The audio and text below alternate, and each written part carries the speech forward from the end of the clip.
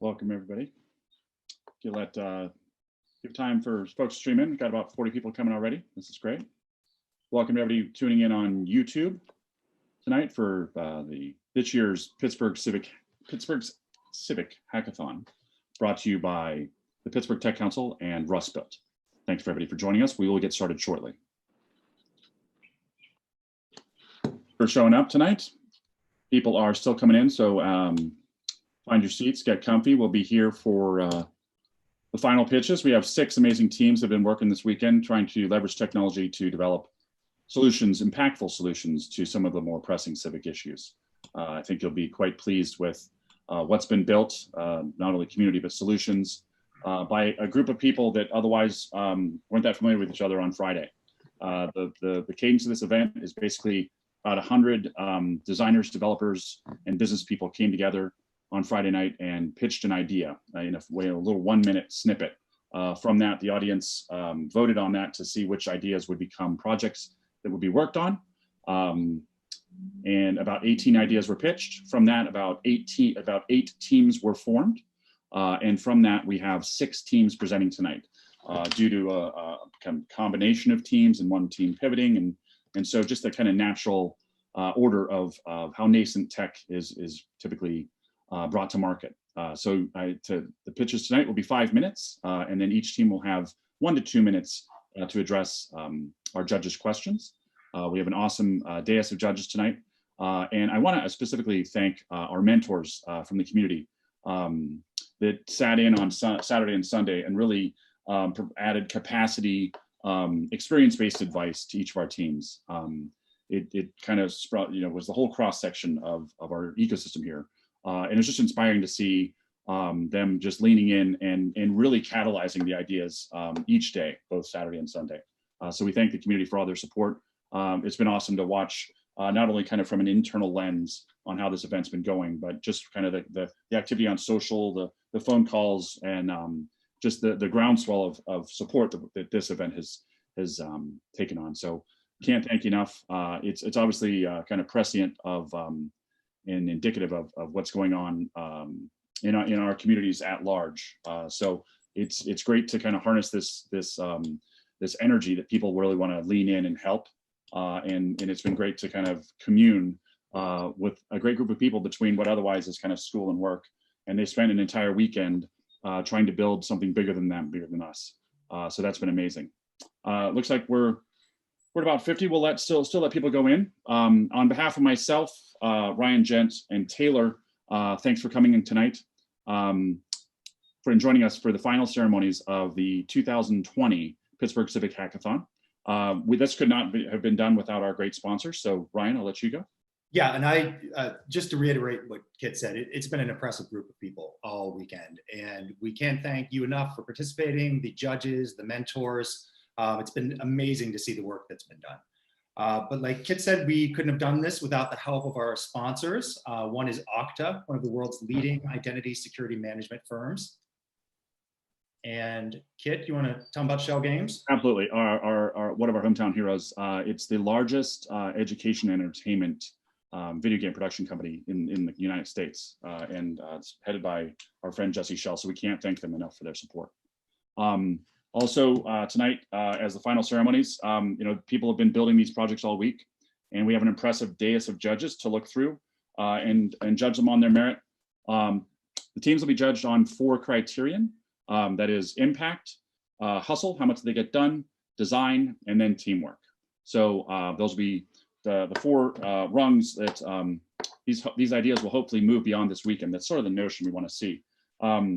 First up tonight, we have my friend and the Chief Equity Officer at the Mayor's Office, Majestic Lane. We're very honored to have you. Thanks for being here, Majestic.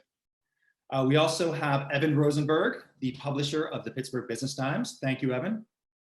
We're excited to have Tacey Byam, the CEO of DDI, an awesome hometown company built right here in the South Hills. And we're very excited to have Tacey. Thank you. We have Audrey Russo, the president and CEO of the Pittsburgh Technology Council. Thank you, Audrey. And we have Mark Anthony Thomas here. We're excited about it he's the president of the Pittsburgh Regional Alliance. Thank you, Tom. Okay, so Kit, I think we're ready to start bringing up our teams. Let's get it going.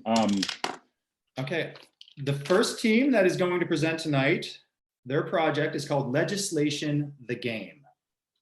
And they're going to have 5 minutes to present. Let's go up with Legislation the Game.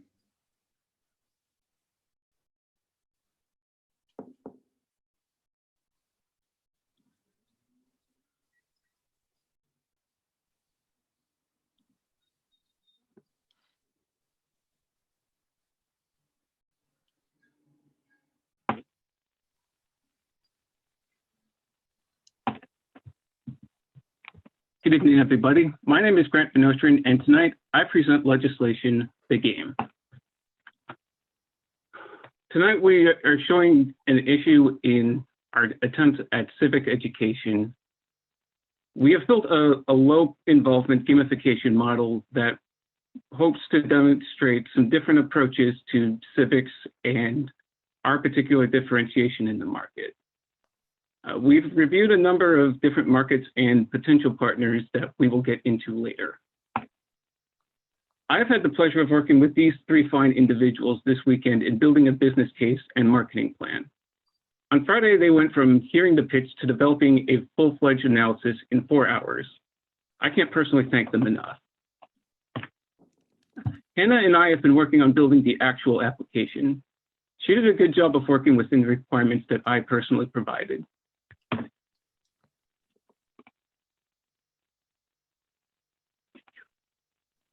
All right, despite this importance,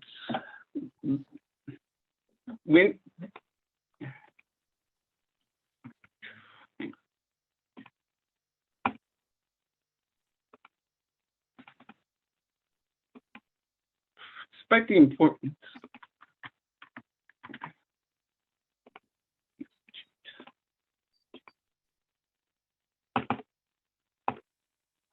importance, many people are unaware of how the legislative branch of government actually works.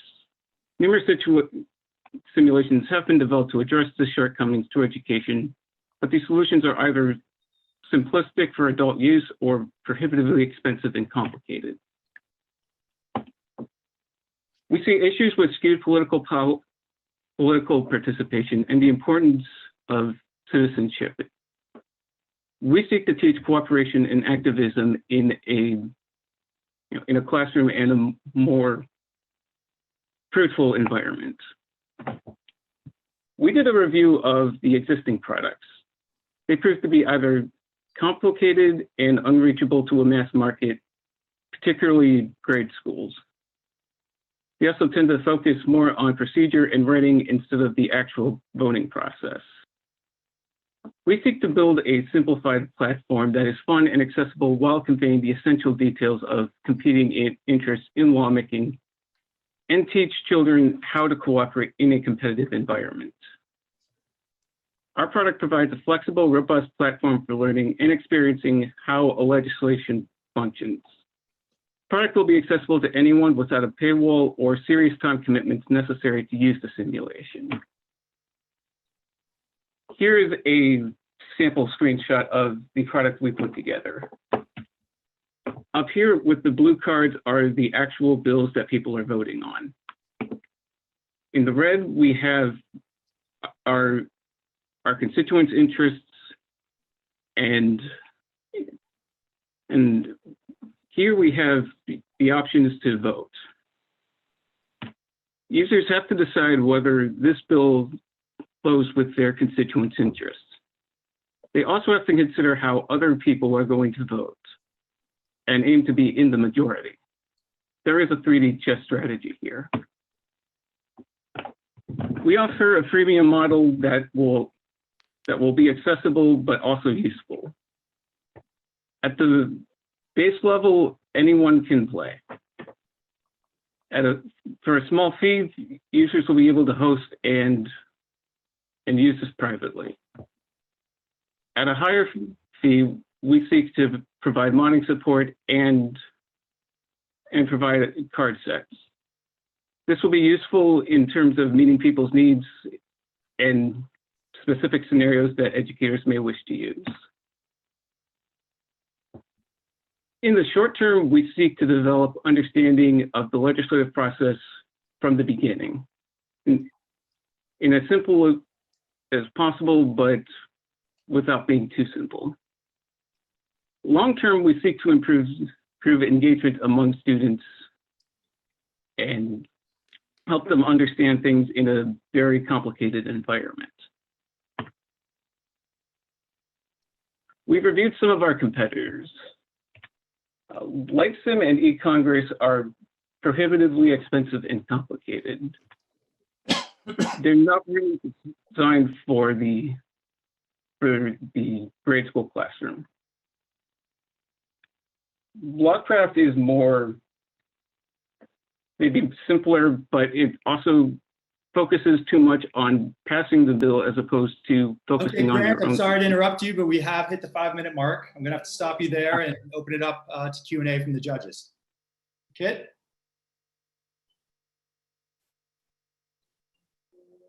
Kit, you're on mute.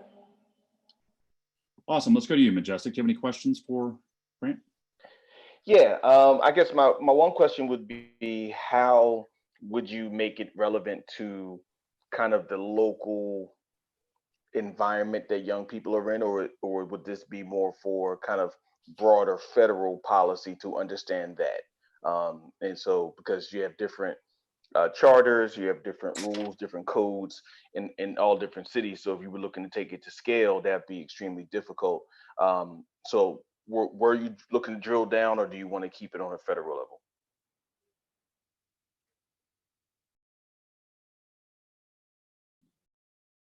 Grant?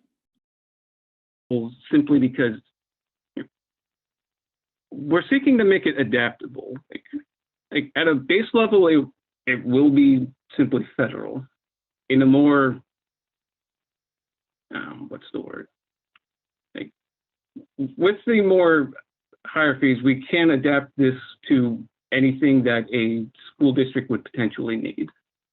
We're still looking into some of the rules and regulations in terms of working with the General Service Administration in how best to serve their needs in that respect. All right, Evan, do you have any questions? Thank you. Grant? Just real quickly, you had mentioned a few of your colleagues, Grant. Was this a divide and conquer experience, or how would you say that all worked, how you guys worked together over the weekend? It was pretty collaborative. Like, everybody had their ideas. I had people came to me with questions. Like, people, looked around the internet to do their research as they saw fit. Hannah and I went through multiple iterations pretty quickly in terms of the actual layout. I believe Sasha King is on this call, and she can provide more commentary on how the business team handled it. Great, thank you. Okay, do we have time to let her talk? You have about 20 more seconds. All right, I'll yield that to her then.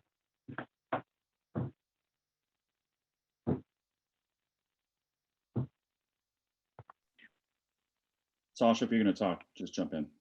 Okay, can you hear me? Yep. Okay, so we were looking at our competitors and who we're actually going to work with.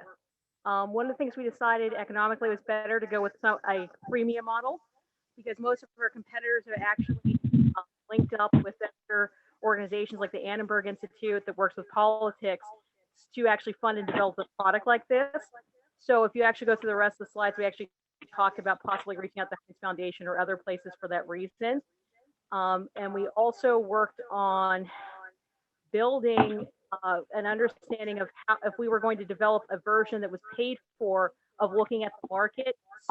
So the other competitors, they were charging roughly about $15 per person, which is kind of normal, because when I went to school and I had to go to Harvard Business Review's Mount Everest simulation, I paid about twice as much to go through a similar thing to learn about leadership and then do group projects. So this is kind of what's expected and standard for the industry, especially at the collegiate level, which is one of the customers we're looking toward reaching out to. Okay, thanks very much. Great, thank you, Legislation the Game. We are now going to move on to the next presenting team. They are called Pittsburgh. Great.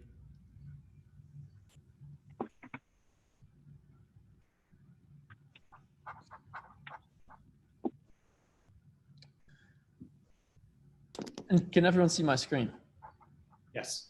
Excellent. Good evening. My name is Pat O'Donnell, and on behalf of the entire Pittsburgh team, I'm excited to share how we're going to save local restaurants $60,000 a year, increase parking revenues 33% for the city of Pittsburgh, and improve the consumer experience with parking, all with our team's product, Pittsburgh.com. Coronavirus is easing up, but not if you're a local business. The New York Times estimates as many as 75% of independent restaurants won't survive the crisis, and retailers, they don't fare much better. This new delivery-centered business model of the coronavirus economy has wreaked havoc on the industry. Here's an example of a restaurant right here in Pittsburgh that was billed $16,000 in April from Grubhub. They only took home $7,000 of those sales, of those earnings after those fees. Pretty remarkable sum. As city leaders encourage shopping local to help businesses and help the city's parking revenue, they're met with a 95% deficit during the pandemic. That's almost a $3 million deficit to the city's budget. We realized in order to solve this problem, you don't need to expand parking. You need to optimize it. That's what Pittsburgh is all about. It's a digital platform that lets restaurants provide accessible curbsides to their customers and cities to dynamically price their precious curbsides. Let's dig in. Innovation starts with the city, and here we'll show how easily cities and CDCs can manage their curbs.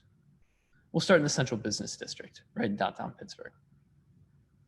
With a few clicks, planners can draw out dedicated curbside spots, or even allocate private land for a more flexible and urban core. We can then tie these areas to a payment processor and enforcement mechanism managed by Meter Feeder. Data and insights can be gathered instantly to better understand consumer behavior. We're turning squares of pavement into revenue generators for the city and private landholders. As a consumer, this is a simple, account-free, under 30-second reservation experience. But don't just take my word for it. Join me. Pittsburgh is more than pretty pictures. We've actually launched a demo, and I'm going to show it now from my phone, and I encourage you to go to Pittsburgh.com and share the demo as well. So here we are on my iPhone, and we'll go to Pittsburgh.com.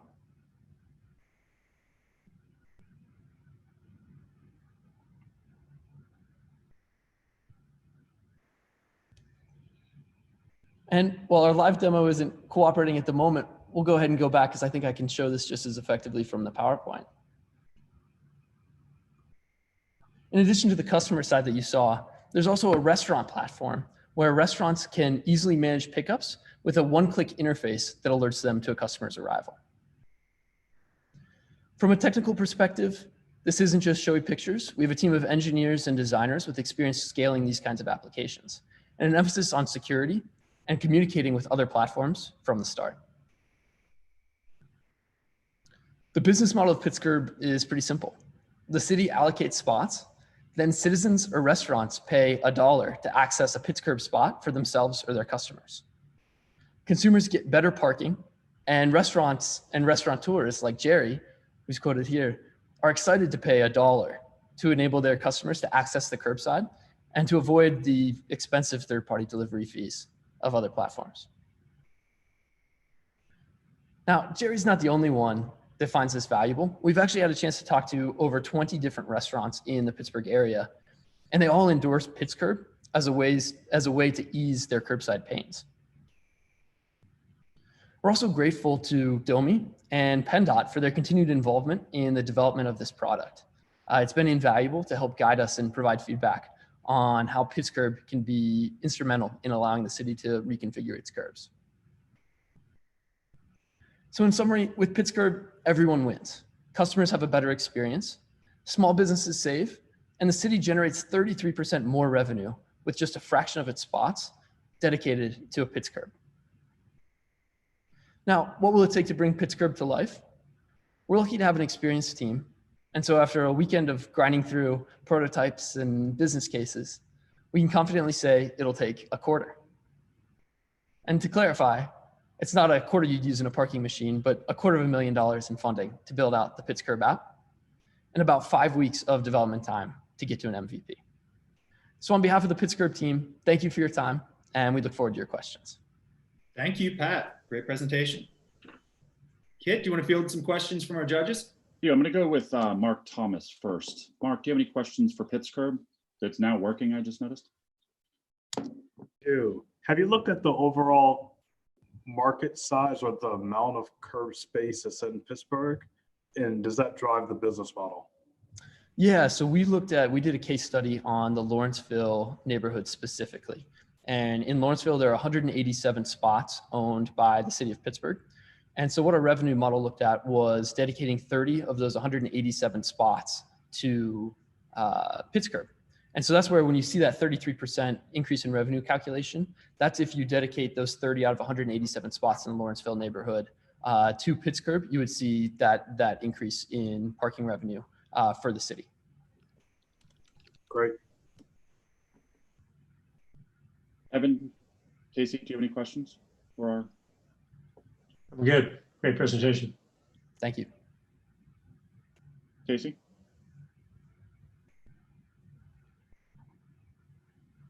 Okay, Majestic? Yeah, so the 33%, is that 33% year to year? Would that be from, whatever month you would assume in 2019 to whatever happened in 2020, or would it be 33% over what's occurring now? What's your measurement for that percentage? And would that percentage be, is that an average of the percentages across the city, meaning some of the areas may be more successful and more beneficial economically, where some may be less? So how did you come at the 33% number over what from year to year? Yeah, I think that's a great point. So what we used was the publicly available data on Pittsburgh Parking Authority transactions. I used the month of June 2019 to build a weekly estimate model specifically for Lawrenceville. That's as far as we got in these 3 days, but I would love to dig into each neighborhood specifically and model this out spot by spot. And I'd be happy to one, share the model, and two, do some of that more detailed research into other neighborhoods and see how that would figure out. Audrey, do you have any questions? Thank you. Thanks. Kid, it's Stacy. I'll ask a question. Great. So thank you. Please do share the model, Pat. I was curious to do some was behind that. And first, a compliment. Thank you for the Byam Theater. It's an intermission sign. Well played. And the second thing is, I was curious when you show the model, I'm assuming it has set like hours, because there's prime hours where you would need curb timing. What were your assumptions there? Yeah, so the way that the public data source parking data is currently configured or separated is into segments that are 8 a.m. to 10 a.m., 10 a.m. to 2 p.m., and 2 p.m. to 6 p.m. And so we looked at the traffic data and the utilization data that we have for the city is broken down by those segments. And so we modeled based on those segments and then said Pitts curb would give us an opportunity to also be more flexible in our enforcement periods. And so we didn't want to take too many liberties with that and skew our data. But what we did say was, what if with Pitts curb, you were also able to manage the curb from 6 p.m. to 8 p.m., which is a core dining window, which is the dinner window in the city. And how would that enable you to more effectively make use of the curb without necessarily having larger overhead because of the use of meter feeder and some of these more automated tools that could help with enforcement. So we generally stuck to the buckets created by the city in that public data set, with the caveat that we added a 6 p.m. to 8 p.m. window that the Pitts curb tool will allow us more flexibility to enforce in that time. Excellent. Well done. Thank you.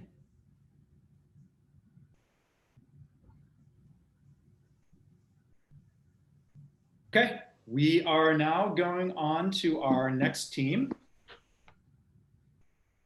And that team is Equitable Learning.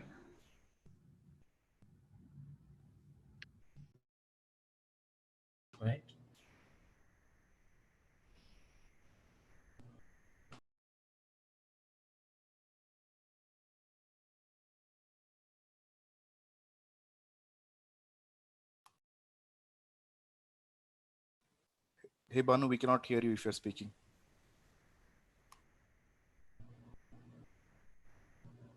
Oh no. Hey Banu, are you speaking? We're not able to hear you. Can you guys hear me? Yeah, I can hear you. Okay. I don't know why we can't hear him. But the clock is ticking, so what do we do?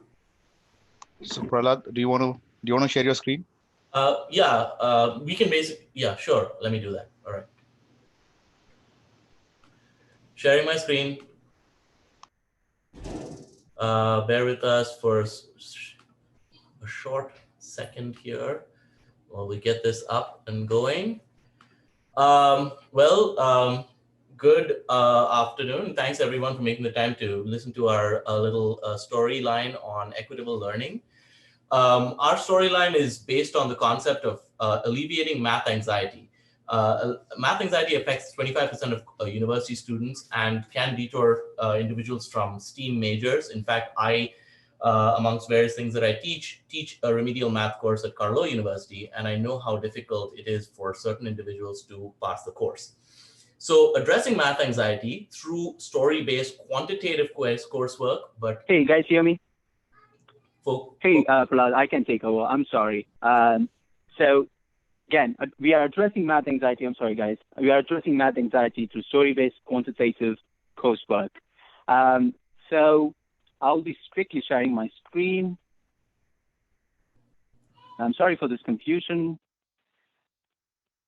And it's no big mystery that Americans need to get over the fear of math. This is one of the few research articles that has been made over the years about the math anxiety problems. Moving on, this is Amy, a star of the picture. Amy wants to be a nurse. She wants to help people. She has an extreme aversion to math. She knows it is vital for her job. Fun fact, she also loves fantasy stories. We want to help her. We want to help her through a personalized diagnostic test that determines that she has a knowledge gap in probability. Through that, through a very customizable learning path, we want to present Amy with nurse math using Amy's interest in fantasy stories. This is an overall product of how it looks like. And this is a product demo. And this is a login page, where Amy will provide us with simple information to get started. The diagnostic test will allow us to understand how Amy, through a ranking algorithm, compares with other students. She will be involved with questions that help us to match her. Next, she gets a personalized interactive learning page where we present her with the next steps and the learning path. The learning path is customized to teach Amy probability theory and other related concepts based on a preferred storyline. After that, she gets to an interactive page, a feedback page, if you may, based on a performance in the math-based story. It would provide Amy with the next steps and also what she can do about reducing her anxiety as well. What are the next steps that she has to take? Here's a fun example that Amy might see in our coursework. Probability and counting is an important concept a nurse has to comprehend. Let's address the simple problem of allocating new patients to available hospital beds. Based on a fantasy storyline preference, she was suggested a series of exercises to learn counting and probability theory through the book Tuesday by David Weissner. Tuesday is a popular children's book that teaches counting principles through the story of a frog holding a remote to the total number of frogs in the picture. And this gives you also how she might apply this in a real life situation. In a hospital setting, Amy may need to allocate a particular type of patient to a certain number of beds. This provides Amy with an overall picture of an alternative way to learn math and its application in a real-life situation. To comprehend the most important question everyone asks, why should I ever learn this? Where am I going to ever use this? I asked that a couple of times. This is a product roadmap that gives us where we are and where should we go. In the research perspective, we're validating the novel theory, quantifying the identification and user rankings. And to the next steps, we will start conducting primary and secondary experiments and get it peer reviewed for the recognition. On the development side, Anu, I'm sorry, I'm going to have to cut you off there. We have hit time. Thank you for your presentation. Let's go to Audrey with, Audrey, do you have any questions first? Yeah, first of all, thank you very much, appreciate it. While I think that your premise, and I trust your expertise, is really, highly validated, isn't it true that mostly kids in high school and in early ages really check out of math? And wouldn't this be a better time for them to have that kind of intervention and this kind of support? That's actually a pretty good question. That was one of the first questions that we were talking about was, where should we start? Who's our addressable market? Either college students or children. The problem with going ahead with children is college students have a demonstrable experience with reading through SAT and other standardized tests.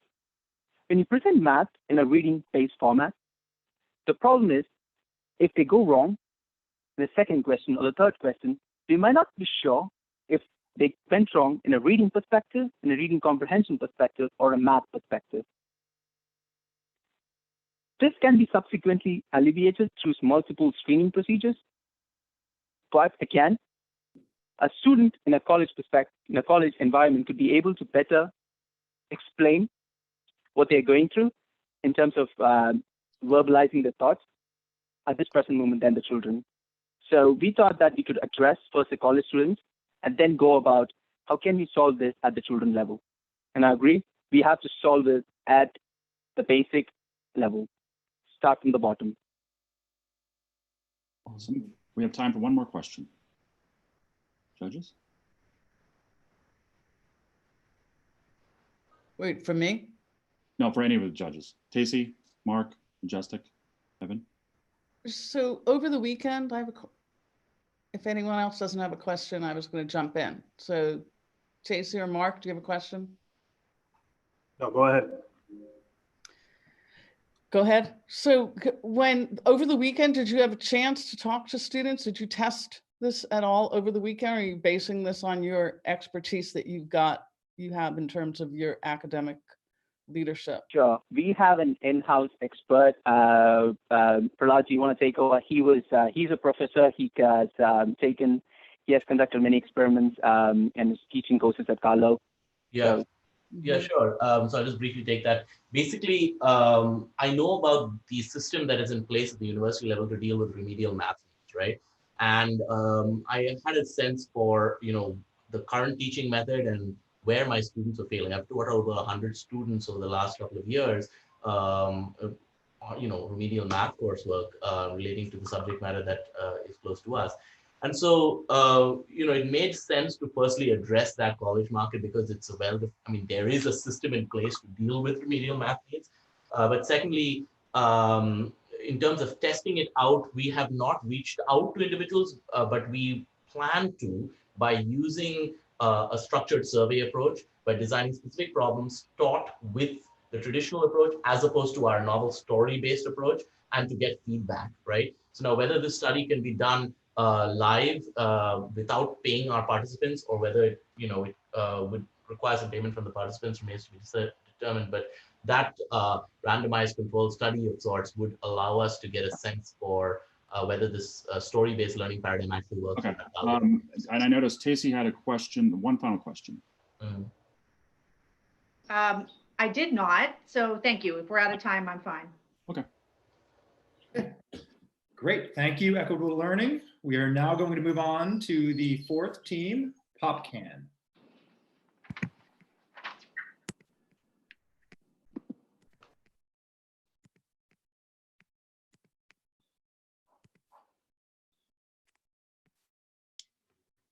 everyone see my screen? Yes. Wonderful. All right, let's start. Everyone, my name is Natalie Stewart, and I'm here on behalf of Team PopCan, the app that asks, what can you recycle? Over the past 2.5 days, we have been very busy. We have conducted expert interviews and done a lot of in-depth secondary research to prove out a business case. We launched a survey with over 95 responses and conducted in-depth consumer interviews. And then we've executed a front-end and back-end design from user flows to wireframing to the branding that you see here. I should note that throughout, you'll see little pictures of our team members throughout as they realize that part of the vision. So the problem that we've been wrestling with is how bad is recycling? And what we learned is that there are very painful experiences for lots of different types of users. For someone like the city of Pittsburgh, they have, as part of their climate action plan, a zero landfill waste goal for 2030. The city currently doesn't have a way of measuring those waste streams.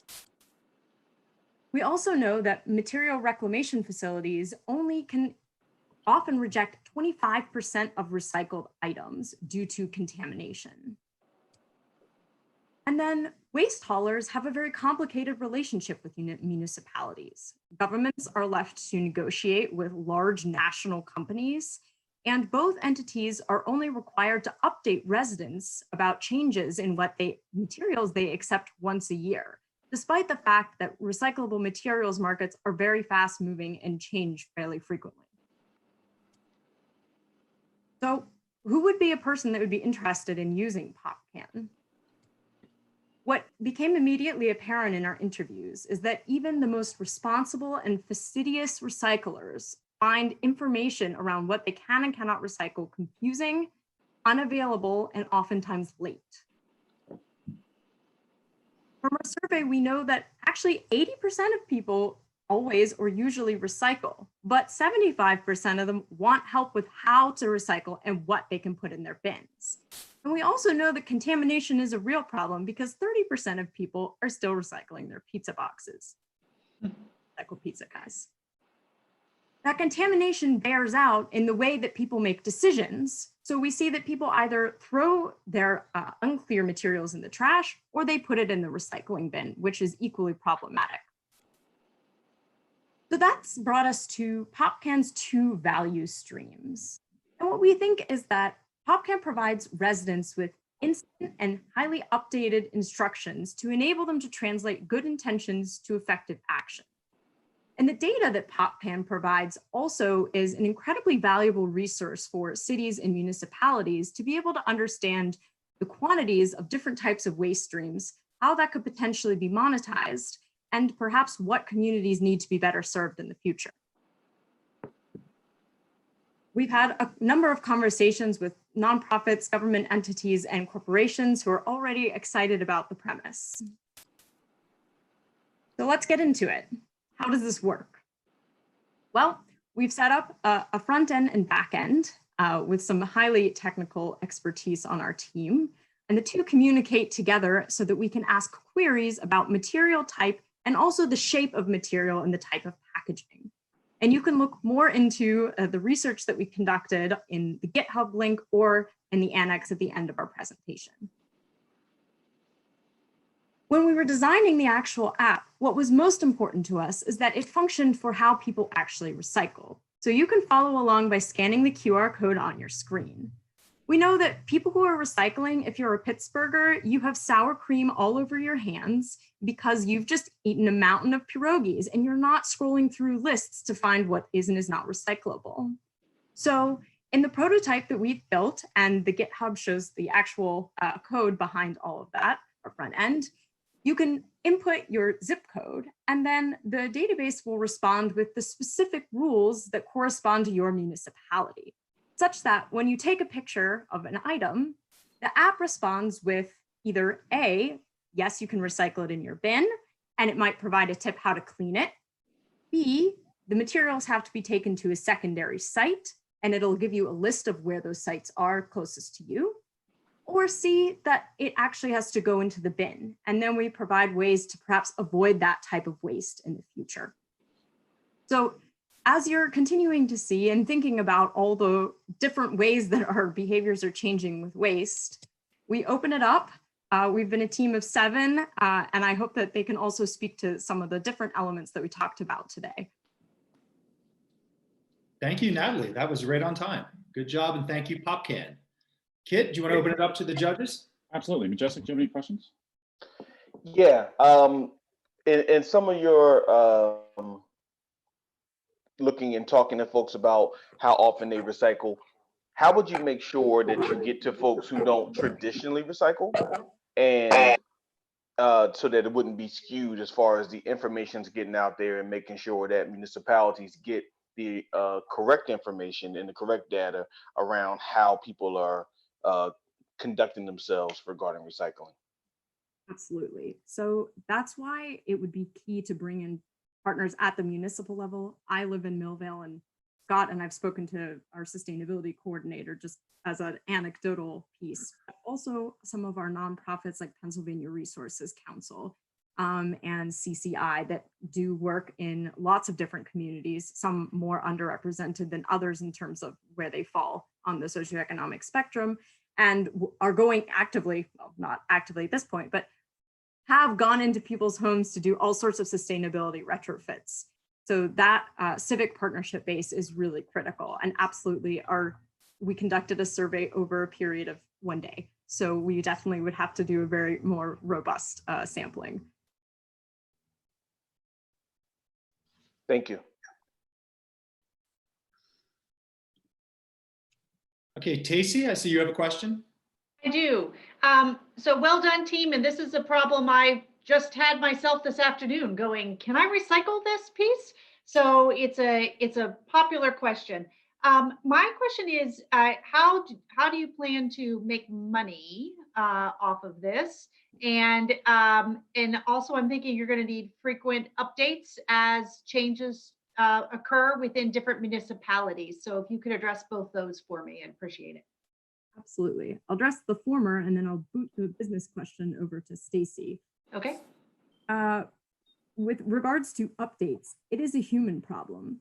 All of the apps that currently exist and the databases that exist that organizations use, they use humans to update that information. And our model is based on starting with Pittsburgh, and we have 130 municipalities in Pittsburgh, many of whom have distinct and different contracts with waste haulers and recycling management companies.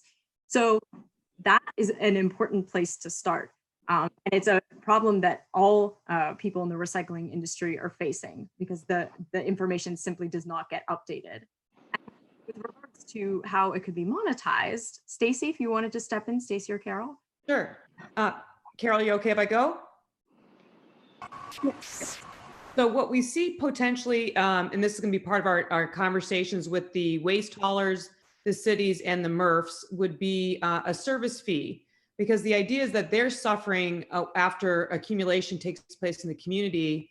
They are having to actually toss loads due to contamination. So there's a loss of money for them. So the idea is that this creates efficiencies and gives them better data on which zip codes are collecting certain types of waste, how frequently they need to return to those communities, and will make them more efficient in their pickups and production, ultimately getting more reusable material for post-sales and manufacturing organization. Great, So thank you. services. Great, thank you, PopCan. Thank you. All right, our 5th team is a crowdsourced summer, and Sean Gray will be presenting. Hello, hello.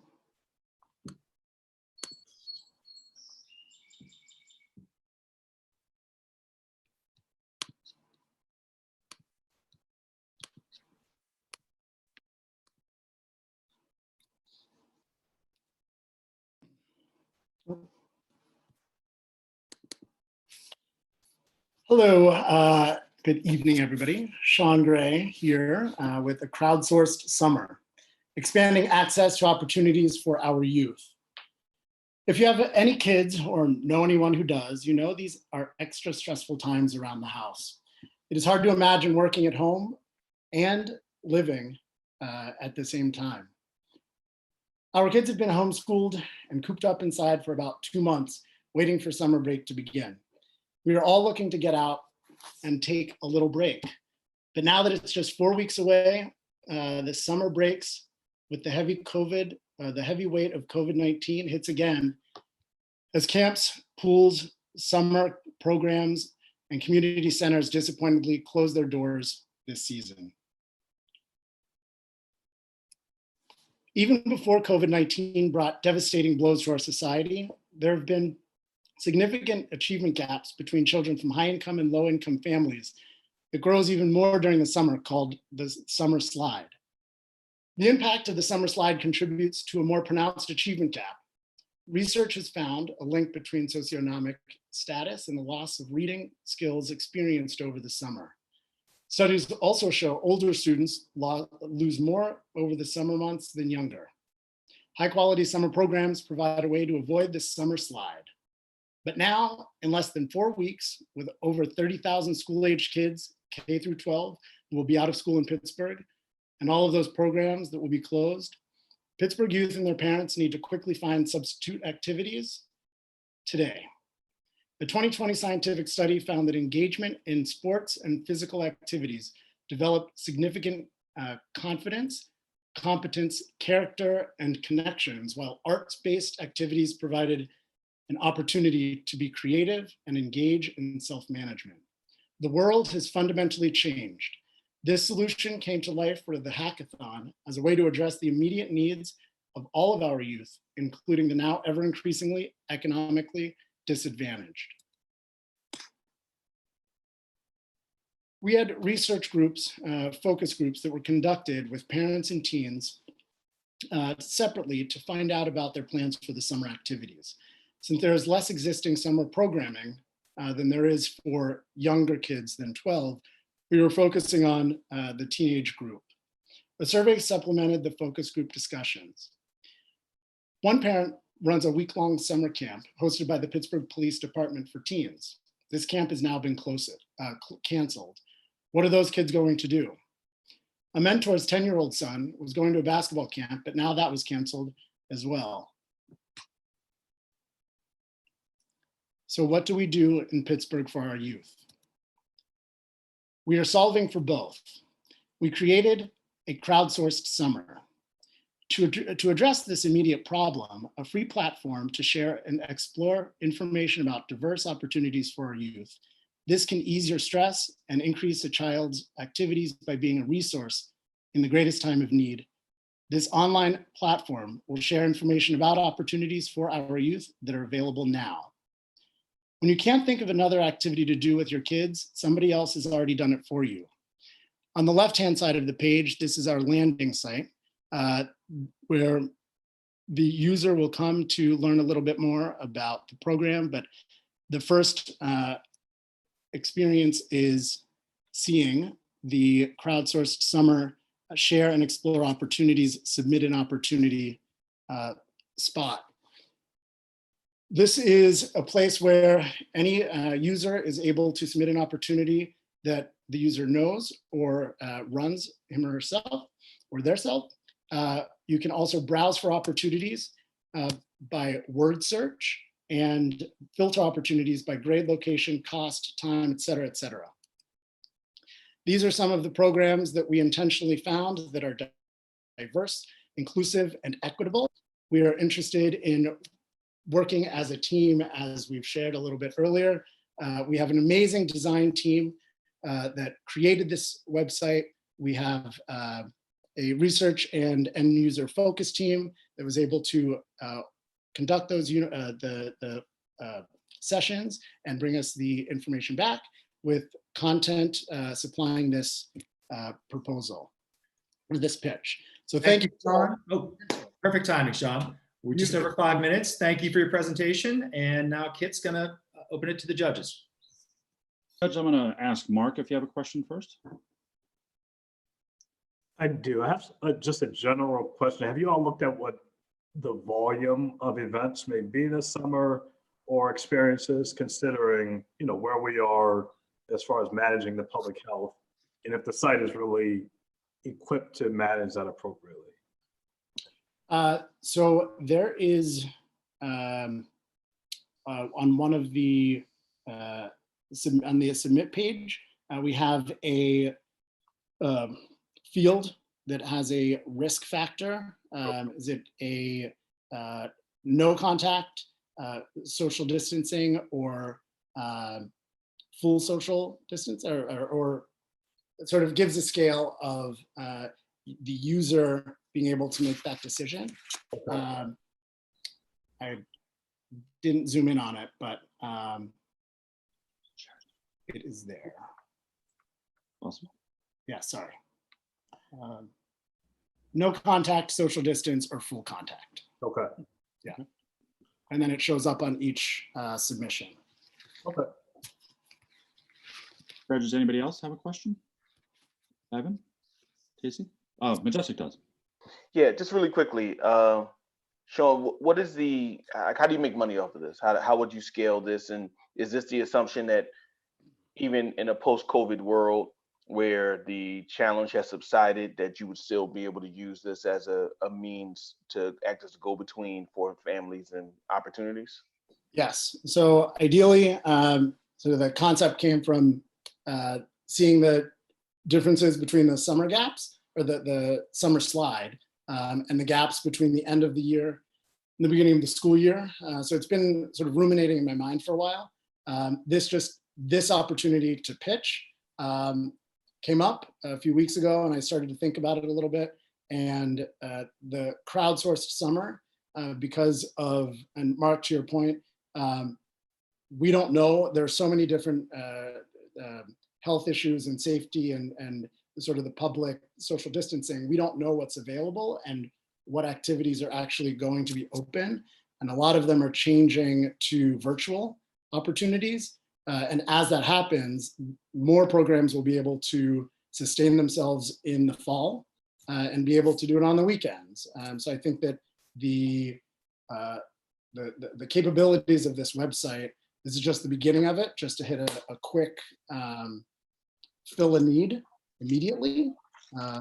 But in terms of making money, I think foundation support, community support, eventually, I think if we do get back into a good spot, marketing support for programs that are paid, but to keep this as free and accessible for all, it's going to be a free website, I think, from here on out. We have time for one final question. Audrey, Evan, Casey. Oh, go ahead, Audrey. I just have one question, Sean. Yeah. Sean, in terms of technology, how do we make sure that those people that don't have access, that's my biggest issue in here, of the idea. So the bigger picture of this actual website and pulling it together over the weekend is that's my number one sort of catalyst for making this happen. It's a lot more difficult to just bring a couple of people together and have a focus group and say, hey, we decided that this is the way that it's going to go. I worked with All Star Code, and trying to put together a group of 20 kids, high school boys of color, to learn computer science for free with free laptops and a stipend and everything else was difficult. It wasn't impossible, but still trying to figure out how to bridge those gaps and the opportunities for girls to get into different programs that have typically been, focused on those who have access, but without having an internet access and not being in the right, social circle to then share this with the next one. I have a plan for that, but I think this is the fact that we could get this far today is really awesome. So awesome. Thank you, Sean. Thank you, guys. Crowdsourced Summer. Great presentation. We are now going to move on to our final team, Localize, which will be presented by Andy Ellis. Hi, everyone. Andy Ellis here, representing Jeff Ritter, Angela Flowers, and Jason Horn, and myself put the majority of the work in here this weekend. And we are talking about localized marketplace. I'm going to share my slides now, sorry. Jumped the gun there.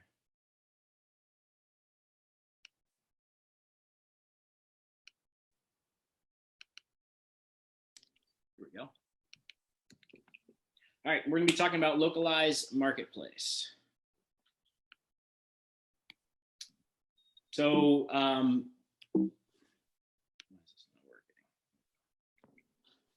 right, Saturday, strip district shopping virtually, or visit every regional farmers market and have it delivered to your door weekly.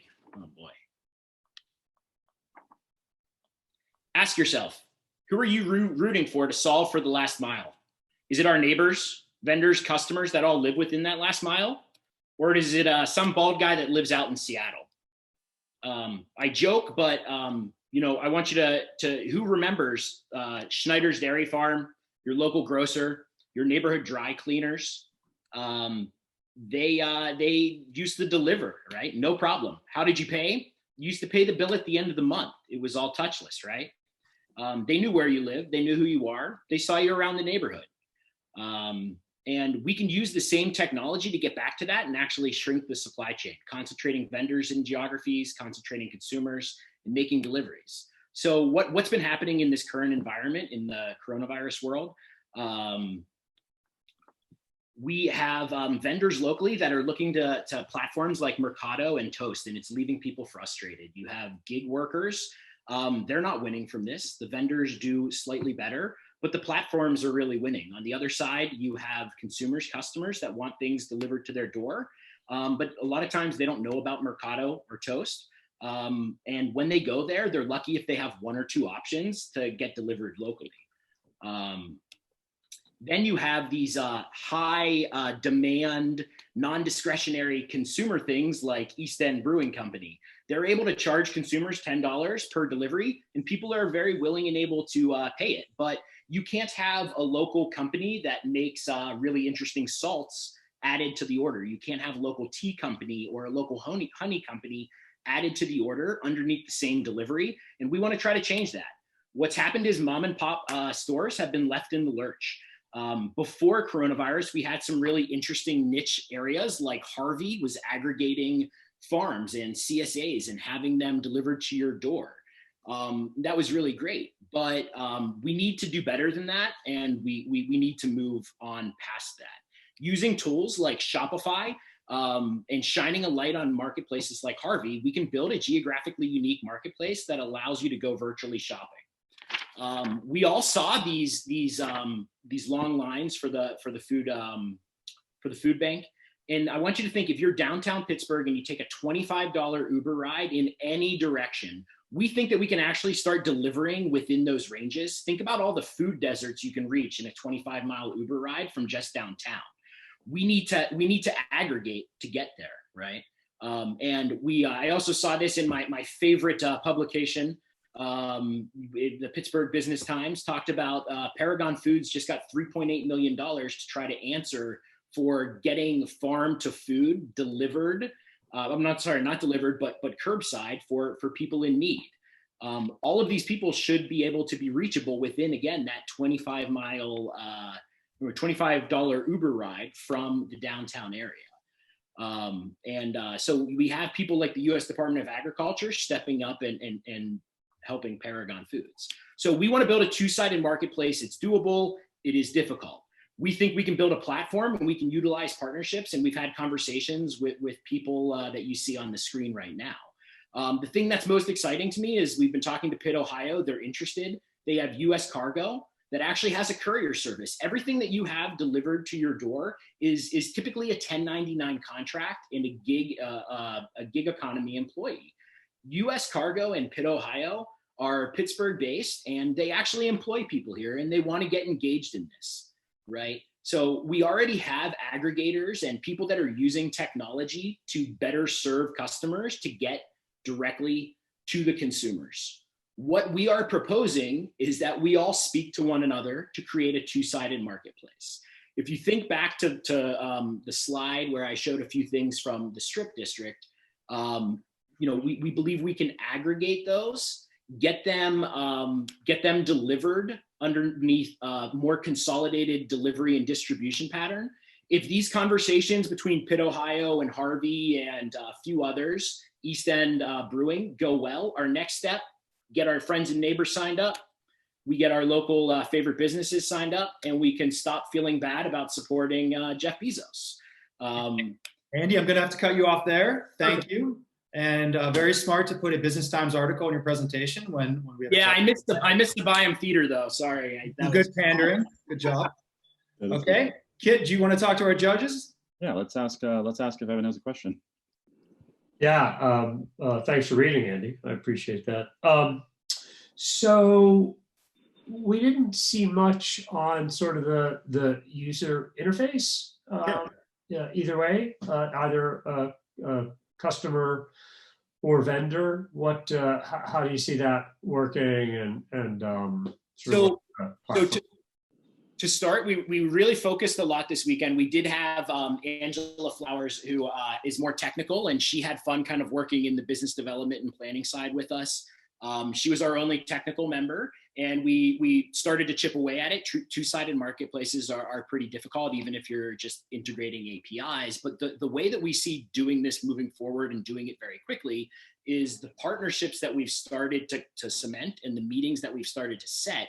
We would start to build liquidity in that marketplace by creating a portal to people who already have pre-existing two-sided marketplaces in place, like Harvey Foods, as well as people who already have Shopify stores set up. Then we branch out from there. So, we really want to test the market and test the liquidity, meaning how many vendors can we get, how many consumers can we get.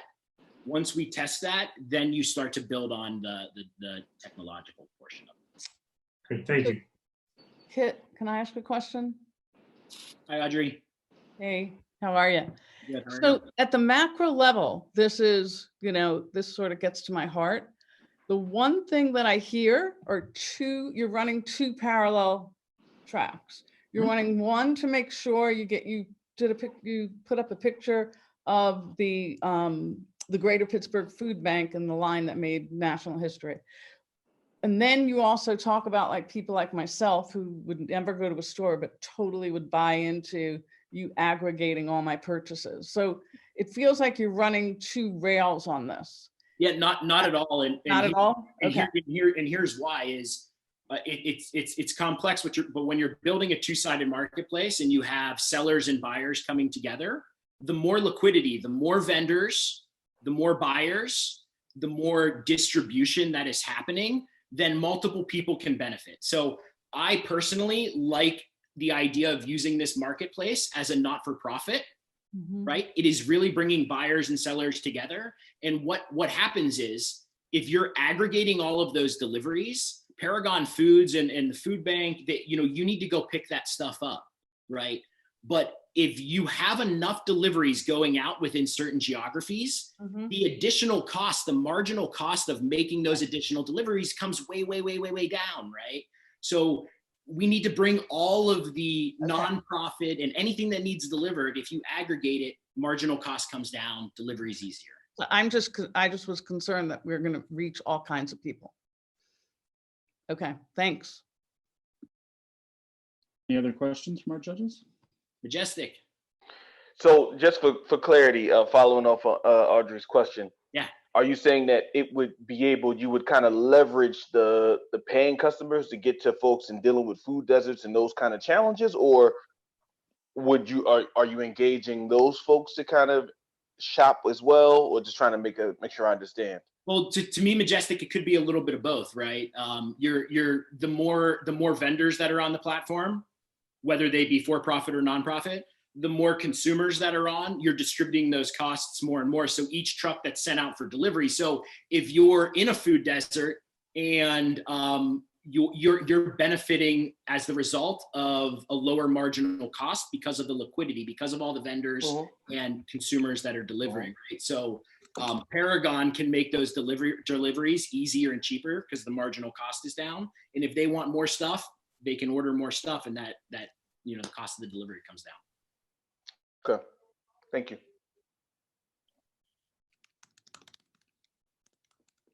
We have time for one more question if any of our judges have a last question. Andrew, it's Tacey. I'm fantasizing about all the great food I can get delivered. So thank you for that. I am curious tell me about the team and how you all divided and conquered on this project.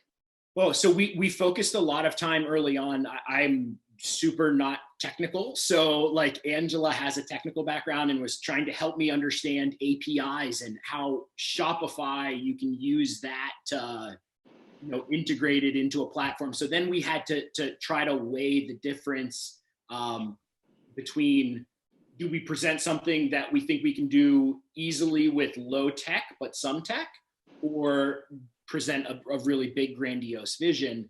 So it was a lot of time kind of trying to do strategy around understanding the technology because they were putting up with educating me. But everyone was rallying around kind of user experience, how we can actually integrate technology to get something done short term, but then bring in the right team to build something more long term. Okay. Thank you. Yeah, thanks. Awesome, guys. Nice job. Wow, that was great. Yeah, thank you, everybody. Great presentations. So we are going to now go in another room with the judges. We will be back here at 7:25. So if everyone wants to take a little break, we will then come back and announce the winners. Thanks, everybody.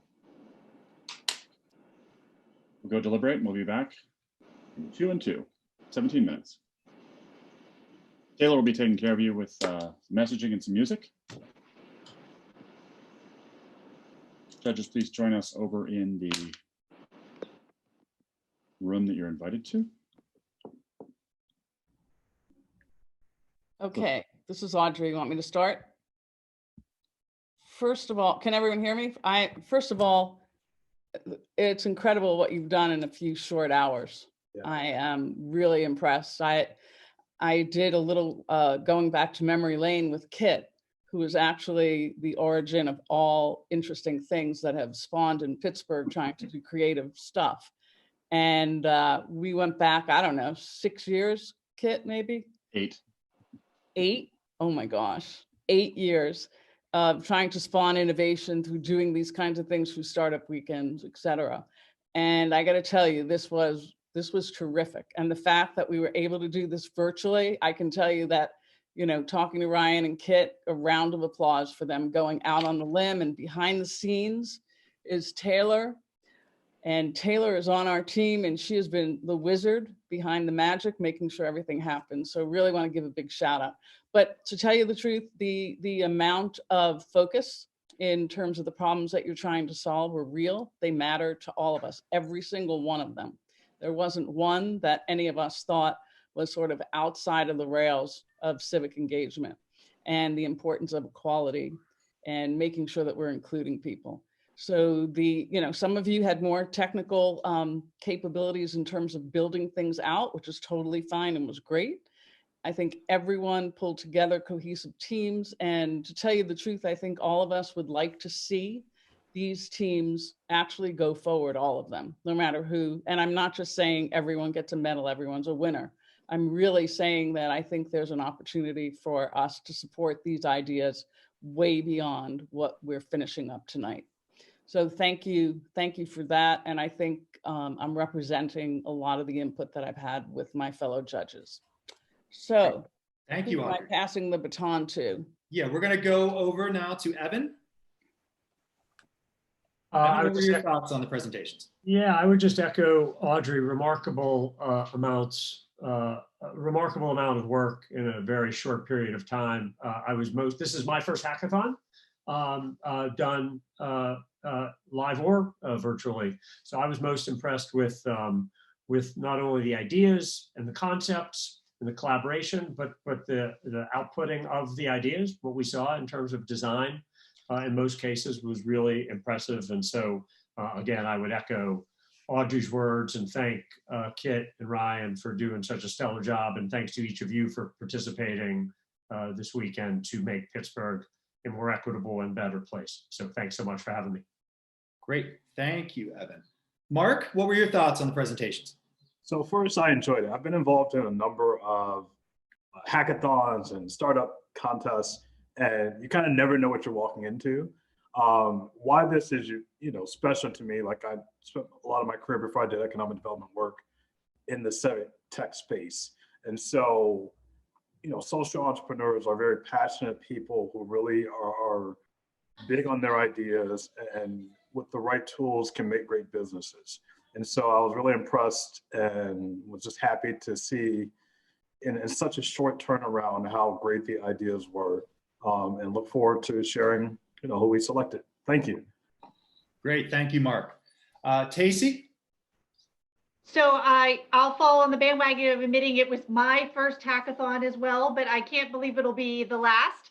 I think it's just a testament to what focus, dedicated time, and a lot of pressure ends up creating some really good, innovative ideas. And I was super impressed the amount of market research that many of you had done, whether they were user groups or surveys to get that data, the impact data that you were able to do analysis across to say, if we solve this problem, what would it save? What would it gain associated with that? And then really hooking us with that, because those are the big problems that we want to solve. Some of them would be beyond Pittsburgh, but it really captured my heart for the problems we'd be solving for Pittsburgh specifically. So thank you for your time today. Great, and thank you, Tacey. And I should add too that this is also my first hackathon, and I leaned on Kit quite a bit in the last 3 weeks. He's been doing this, I think, since he was a child, so he knows how to do this. So I want to thank him. And lastly, we're going to go over to Majestic and get his thoughts on the presentations. Yeah, thank you. I think it's often difficult. I mean, for folks, we often talk about doing well and doing good, but the idea of how you really put that together, and especially putting that together in a weekend, to really think about how you have an idea that you want to take to scale, while also serving those who traditionally sometimes are left out through certain like tech initiatives, is really important. So I want to say thanks to everybody for having a sense of that and having a sense of that civic responsibility, even as you try to think about creating something that's sustainable. Really appreciate that.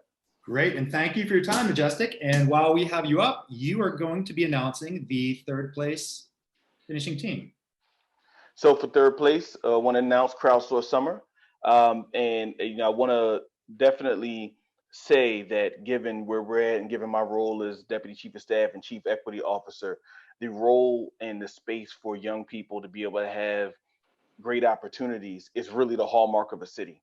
And if we can use tech and we can use technology to really do that and help families, and not only help families who traditionally have the access, but also help families who traditionally don't have the access to do that, that's really how we create a city that works for everyone. So I thought Crowdsource Summer was really important and a really, really great idea.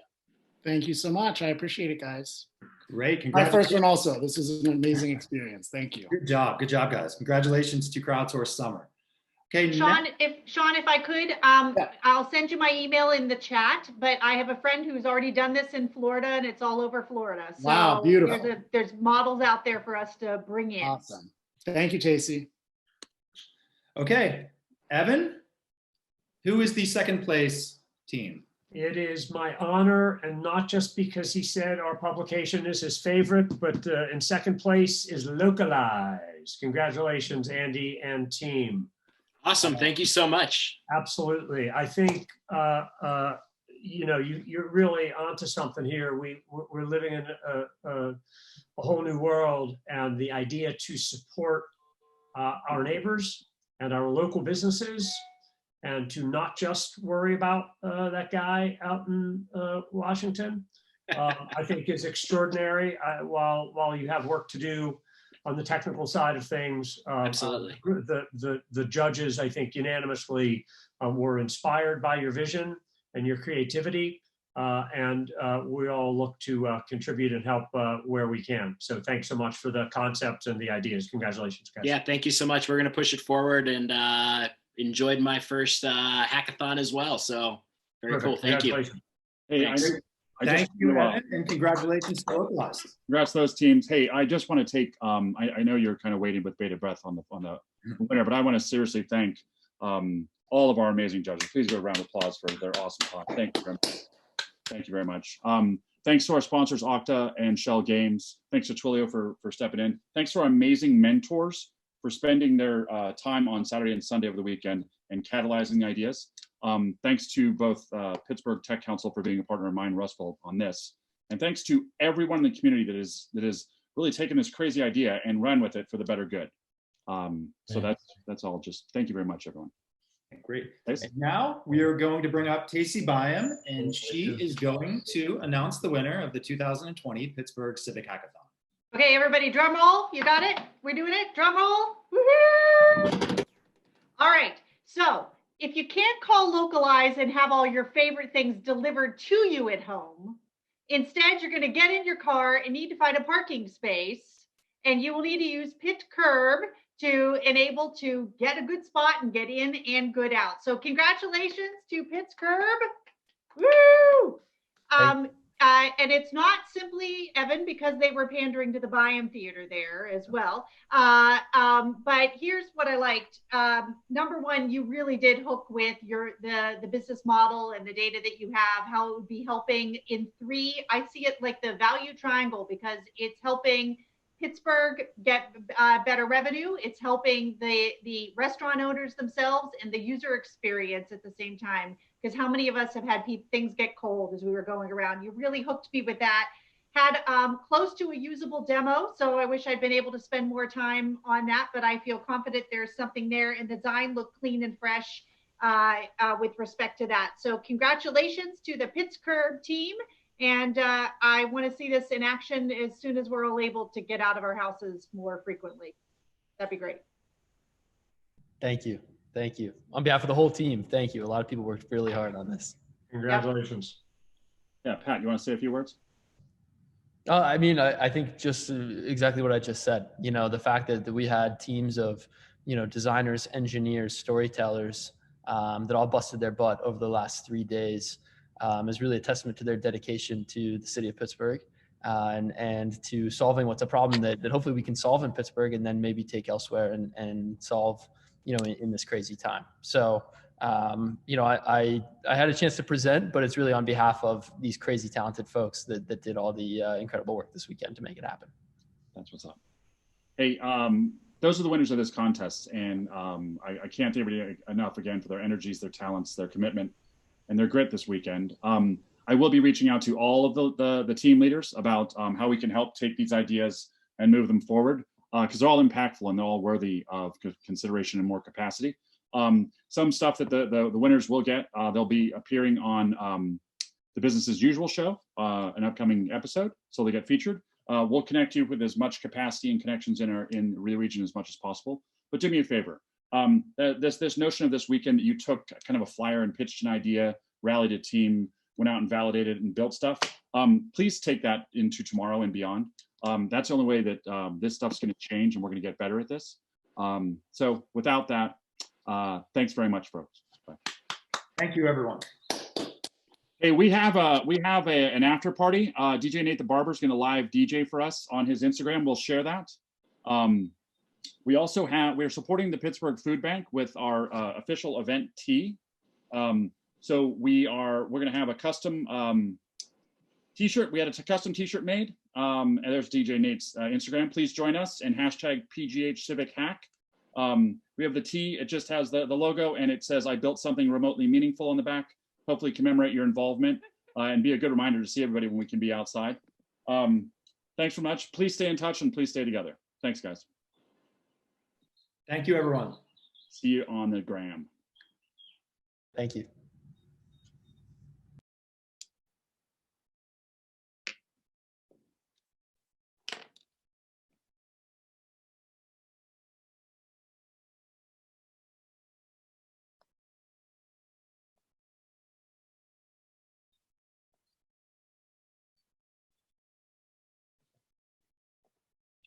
That was pretty dope.